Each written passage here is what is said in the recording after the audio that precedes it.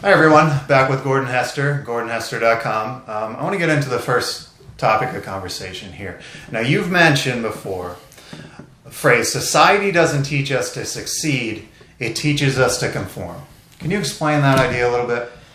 Yeah, so I've been sort of in the traditional world and the entrepreneurial world, so I have both perspectives. And I've recognized in the entrepreneurial world, failure is pretty much the norm. You know, depending on the data you look at, you could talk about 5 years in an 80% failure rate. And you start to wonder, why is that? People love the idea of entrepreneurism. They want to own their own business. So why is the data so bad? And what I began to realize is because we're not taught to succeed as entrepreneurs. If you look at how society is set up and how schooling is set up, it teaches us skill sets. It teaches us to comply and prepare to work for somebody else. And that's always been the model. But unfortunately, with entrepreneurism, it doesn't work that way. Because an entrepreneur can't have a myopic skill set. There's too many other things. So if I'm a good salesperson, maybe I still have to do accounting and marketing and operations and all these other aspects, fulfillment, warehousing. There could be all these different things that plug in. And most people don't have the ability to manage all that.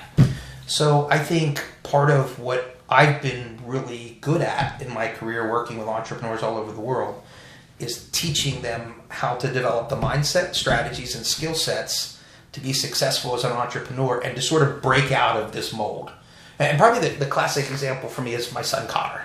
So when Connor went into Wake, he was total about compliance and went to a great school, great grades. Mom had him on the course to go prepare himself for a middle management job at some big consulting firm. And then he worked his way he started working with me, and of course got a very different perspective about things, earned his way into the business school, which is tough at Wake, and then came to me a couple weeks in and said, hey, by the way, this business school is sort of set up for people to go work for other companies, but I want to own my own business. So even in the context of Wake and my own son, I started to realize that we're just not really doing anybody a favor teaching them how to prepare for life. Now, the good thing is that's evolving. So if you look at especially the colleges around the country, they're teaching aspects of entrepreneurism that actually do produce results. You see kids come in at college that are making millions of dollars. Even some before. I had one girl come to me that was in high school in 11th grade when I met her that was an Instagram marketer making $53,000 a month. Wow. So, it is something that you can teach. And what I always tell people is if you want to be successful as an entrepreneur, you have to open up your mind. For your business to grow, you have to grow. And that growth could be personal development or that growth could be business development. I've lived in both worlds, tend to like the business development world better, but it's important to have both. So I'm a big believer that, even your audience, probably all entrepreneurs, at the end of the day, for them to really scale up their business, to do really unique things, they're probably going to have to grow. They're going to have to expand what they know and how they go about things.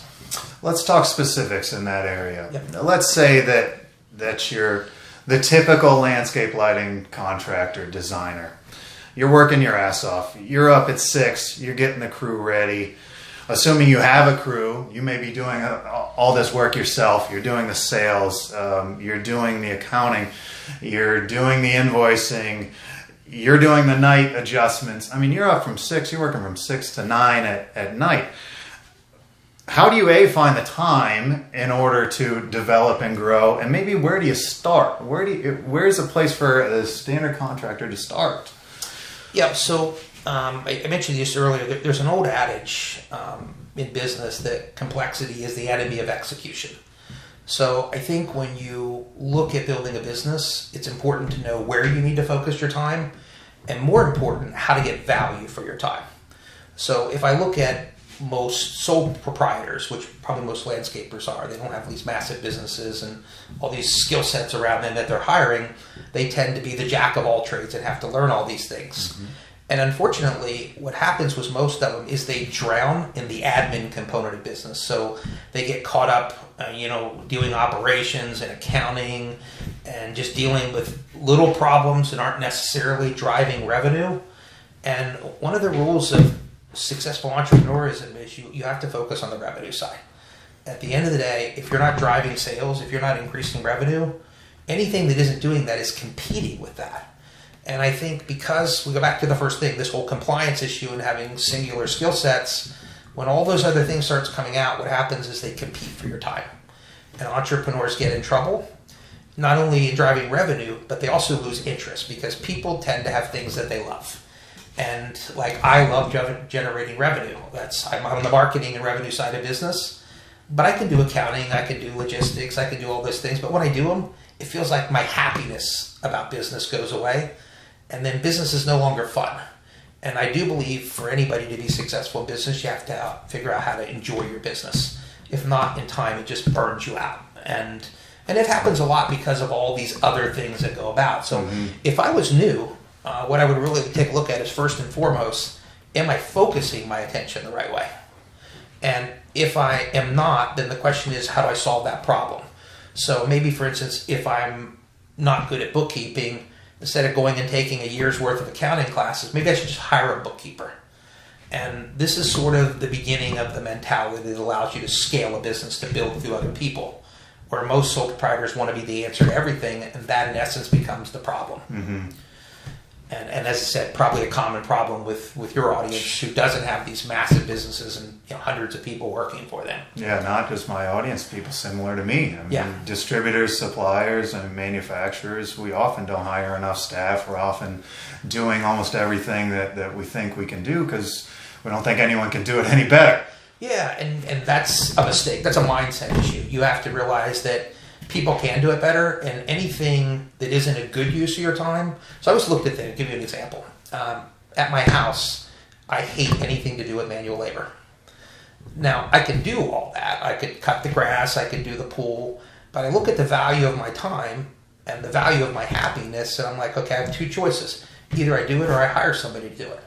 I learned a long time ago, hiring people and staying in that zone is a big reason that I've been so successful in business. I didn't get caught up in all that.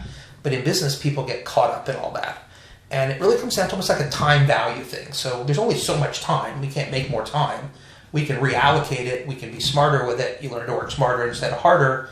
And that is really about looking, if I'm investing an hour a day, what is that doing to the result of my business? Am I growing the business or am I actually doing things that hurt the business? And what I've always paid attention to in my business is time value. So no matter what I'm doing, am I getting value for my time? If not, I'm always looking to sort of reallocate things and to redo things. Sure, yeah. A lot of good tips right there. We'll get more into that later. We're going to take another short break.